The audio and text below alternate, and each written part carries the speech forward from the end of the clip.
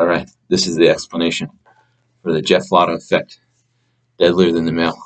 It's in the, I believe, the book Spectacle by Stephen Minch. This is such a, oh my gosh, such a powerful effect. It's too good to show, but I'm showing it because I really appreciate you guys subscribing. I want you to follow the channel because I'm going to be uploading videos every single day, okay, or just about every day. I'm going to try to. So tune in every day for a new miracle to learn. Okay, this is Geoff Latta, deadlier than the male. I'm going to tip this. So here's what you want to do. You start off, you have the queens, two different parts of the deck. You have a card selected and signed, okay? As they're doing that, that'll buy you some, not really misdirection, but I mean, kind of slight misdirection because you're not trying to hide what you're going to do. You're going to take these out. When you take these out, you're going to hold a pinky break on them. You're going to turn this over. You're going to immediately pull off the queen, okay? So you're still in this queen. So we'll do that again. You're going to take these off, holding a pinky break. You flip over the deck, you're going to steal the top one, okay? You're then going to pretend to square this here and set it on top. So you haven't done anything but set the queens on top, but actually what you've done is you've got one on position on bottom secretly, okay? So what you're going to do is when you spread the cards out, you have the card selected and signed, put it back in, okay? Now, when you put it back in, what you're going to do is you're going to Hofstadter it. You're not going to come up because you can't flash the bottom, so you're just going to Hofstadter it as you close the spread. The Hofstadter, you should know that because the fingers are calling it underneath. You're going to call that to the bottom, okay? Now what I do is as I'm squaring up, I'm going to go into the side still, into the classic palm here. Now, the subtlety is your first finger's curled on top and you want a high arc. That's a subtlety from Alan Ackerman. When you're palming cards, you want the high arc. You don't want your thumb to kick out. You don't want unnaturalness. You want your hand to be very, very relaxed, very natural. Okay? You're going to come over. You're going to drop this on top as you pretend to take something. Okay? Either your thumb will kick out or it will kick in, but you will pretend to take something. I like to just kind of make my hand cramped here. So I look here, then I look back. Okay? Then I go, no, here. Okay? Now, I come over and I'm going to do my, I've made some changes to it. I've added my Eclipse color change. And this is the steel that I'm going to use here. I show this hand empty front and back, this hand empty. As I'm showing this hand empty front and back and pointing, I'm going to make the Kelly Master move steel. Okay, you're going to re-grip. You're going to come over and hold the grip from your first finger in here.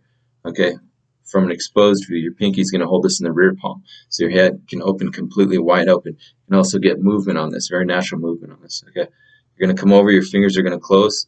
You're going to bring this card into position with your thumb is here. Well, you can come across the thumb if you wish. I do come across the thumb.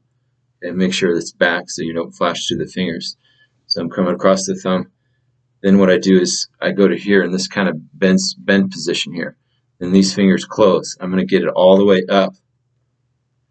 Okay, when I get all the way up, and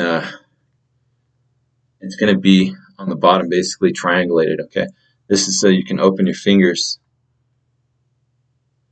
If you do this, if you hit this right, it's going to be completely angle proof. Look, your fingers are going to come over here. Okay, and what happens is these fingers are going to go like this, and it's going to contact the middle finger, or these two fingers.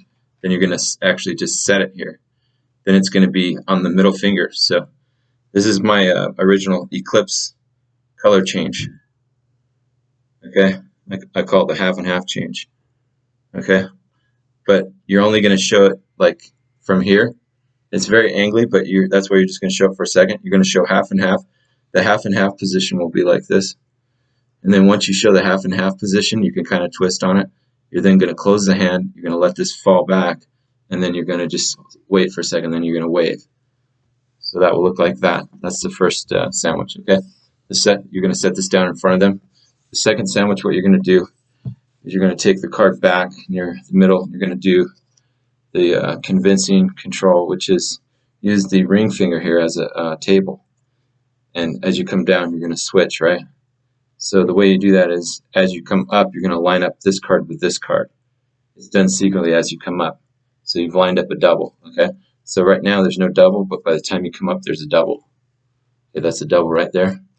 Then these fingers are going to, this is exposed angle. You're going to do the switch, right? That's the convince and control Hofstadter switch. You're then going to leave this kind of slightly spread on the bottom, but the spread will be covering this. From your angle back here, you're going to take one, put it on top. From your angle back here, you kind of have a buckle situation. You can put this into the buckle so that it's going underneath the, or on top of the card rather, right? So when I do that, what I do is I square everything up, and when you have this in a perfect condition here, it will look like it's supposed to. There's one in the middle, then you push that in, and there's one on the top. Let's see, it's not on the top, there's the cards underneath it, right? So now you're going to make the first riffle. When you make the first riffle, you kind of riffle slowly. You're going to get a break as you do that and ready for the riffle pass. And then you're going to do the riffle pass. So exposing it, I kind of do a dip with it, and I do it as a riffle. So the first time as a riffle, and I'm getting a break. Then the second time or third time, you make the pass. Okay, and this is exposing the pass. Okay, and that will be for the vanish. Immediately after, you show the top and bottom two cards. You show it's gone. You then spread through the deck or spread it on the table, and probably in the hand, so that you're ready for the final phase. Final phase is very, very visual, very clean. Okay, so you show it. Now, for the final phase, what you're going to do is you're going to put it near about a dozen cards from the top. And once you do that, you can either do the convincing control, or you can just go into Hofstadter. I like the convincing control here because even for a second, it shows where it's at. And then, you know, it's actually right under the spread, right? Then you go about 7 cards from the bottom. Put 1 card here, then you're going to load the selection in between like so, right? It's done under the pack. Now, what you're going to do, you're going to push that in. You're going to have these. Now, his theory is he doesn't like to put them out of the deck, and I understand his theory, but I have another thing with it. If it's further out of the deck, then the audience can think that you can just move it out of the deck and back in. So I like his theory. I mean, I have different theories. I mean, for different things. If you're doing in other videos, I'll show my my vicious ambitious, but this is different. This uses the pass. Mine uses a different kind of pass. This uses several passes. So his theory is to push it in further, and I like his theory because it's good, because then it will eliminate them thinking that you can move the cards out. You know, if it was like this, then they could maybe figure out that you've moved it out and back in, right? So I understand his theory. It's good. So he pushes it in pretty far, almost all the way, and then it's kind of canted like that. So what you're going to do is, I like to spread through to emphasize where it is, right? You do a lot of really clean showing. Then when you're ready for the pass, you're going to do a top cover pass, a top card pass. You can either use 1 card, but I like to use a few cards because that helps give you cover. And what I do is I set up for the top cover pass, and you're actually going to have them hold on to these 2 cards when you do this. Or they can. They don't have to. It's stronger if they do, because they're holding on to those cards. There's no way they can go. So you're going to do a top cover pass with 1 card or multiple cards. I like to use about 3 or 4 cards. So exposing it, right? So that's it right there. You just kind of get in position. I use a straddle grip when I do this. So you're here. You make the riffle. Okay, when you riffle, it looks like nothing, but it goes through halfway. You can show it. Now on this one, you're going to get a break so that there's about only 6 cards or half a dozen cards. And you do that the break as you riffle, so that you can do the most visual one, which is they're going to see that it's halfway down. And when you do that riffle pass, and I like to curl in this finger, you do it real fast as you can, just lightning fast. You just riffle it, and it visually looks like it jumps. It's very visual. Then you set down the deck, and then you grab this, and you show that it's moving up through the deck. And when you pull this out, and that's the finish for Geoff Latta's Deadlier Than the Male. So I hope you like that. There's the explanation.